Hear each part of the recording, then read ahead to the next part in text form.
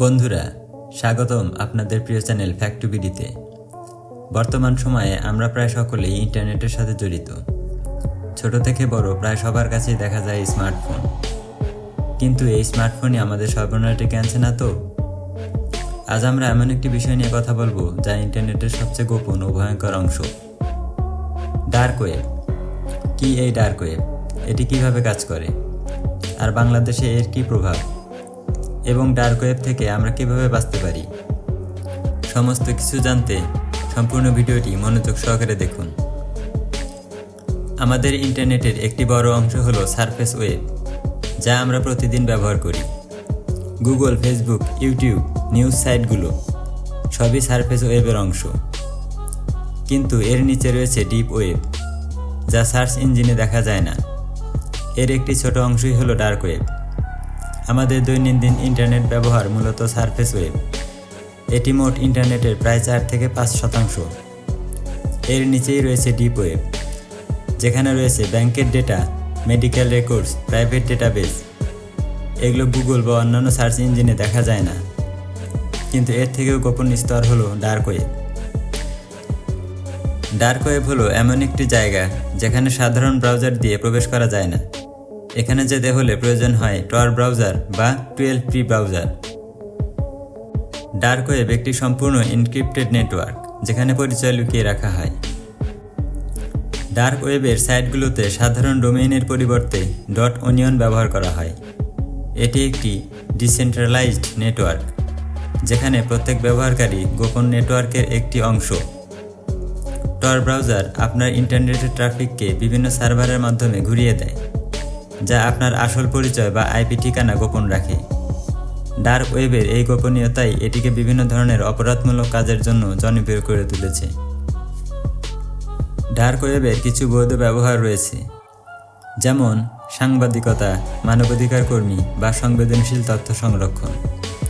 অনেক দেশে সরকারি ইন্টারনেট সেন্সরশিপ চাপিয়ে দেয়, ডার্ক ওয়েবের বিকল্প হতে পারে। তবে ডার্ক ওয়েব মূলত পরিচিত অপরাধমূলক কার্যক্রমের জন্য। অবৈধ কার্যক্রমগুলোর মধ্যে রয়েছে ড্রাগ, অস্ত্র ও জাল ডকুমেন্ট কেনাবেচা, ডেটা চুরি ও হ্যাকিং পরিষেবা, মানব পাচার ও child exploitation. Dark web marketplace, যেখানে সব ধরনের অবৈধ পণ্য কেনাবেচা হয়।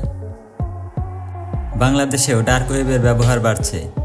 বেশিরভাগ ক্ষেত্রে এটি অবৈধ কার্যকলাপের জন্যই ব্যবহার করা হয়, যেমন social media hack, bank account phishing. Corporate data ও ব্যক্তিগত তথ্য ডার্ক ওয়েবে বিক্রি করা হয়।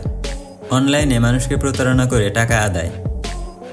সম্প্রতি বাংলাদেশের সাইবার ক্রাইম ইউনিট বেশ কিছু বড় ডার্ক ওয়েবের র্যাকেটকে ভেঙে দিয়েছে। তবে তথ্য প্রযুক্তির উন্নতির সাথে সাথে এই অপরাধও বাড়ছে। কেন ডার্ক ওয়েবে প্রবেশ করা ঝুঁকিপূর্ণ, চলুন জেনে নিই।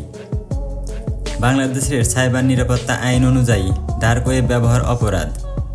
এখানে অনেক স্ক্যাম ও ম্যালওয়্যার থাকে, যা আপনার ডিভাইসকে ক্ষতিগ্রস্ত করতে পারে। হ্যাকাররা আপনার ব্যক্তিগত তথ্য চুরি করতে পারে। ডার্ক ওয়েবের ব্যবহারের ফলে আপনি পুলিশের নজরদারিতে আসতে পারেন। বাংলাদেশ সরকার সাইবার অপরাধ প্রতিরোধে বিভিন্ন পদক্ষেপ গ্রহণ করেছে। সাইবার ক্রাইম ডিভিশন ইতিমধ্যে বেশ কিছু অপরাধীকে গ্রেপ্তার করেছে। সাধারণ মানুষকে সচেতনতা বৃদ্ধির জন্য প্রচারণা চালানো হচ্ছে। আপনারা যদি সন্দেহজনক কিছু দেখেন, দ্রুত সাইবার ক্রাইম ইউনিটে রিপোর্ট করুন। চলুন জেনে নেওয়া যাক কিভাবে আমরা নিরাপদ থাকব। ডার্ক ওয়েবের নেতিবাচক প্রভাব এড়াতে আমাদের কিছু করণীয় রয়েছে। বিশ্বাসযোগ্য ওয়েবসাইট ব্যবহার করুন। শক্তিশালী পাসওয়ার্ড ও 2 স্তরের সিকিউরিটি অর্থাৎ 2 স্টেপ ভেরিফিকেশন সক্রিয় রাখুন। অজানা লিঙ্কে ক্লিক করবেন না। সাইবার নিরাপত্তা সম্পর্কে সচেতন থাকুন। আজকের আলোচনায় আমরা জানলাম ডার্ক ওয়েবের ভয়ঙ্কর দিক এবং এর সঙ্গে জড়িত ঝুঁকির কথা। ভিডিওটি যদি আপনাদের উপকারে আসে তাহলে লাইক দিন, কমেন্ট করুন এবং ফ্যাক্টবিডি চ্যানেলটি সাবস্ক্রাইব করুন। নতুন ও গুরুত্বপূর্ণ বিষয় নিয়ে আমরা আবার আসব। ততক্ষণ পর্যন্ত নিরাপদ থাকুন, সচেতন থাকুন। ধন্যবাদ।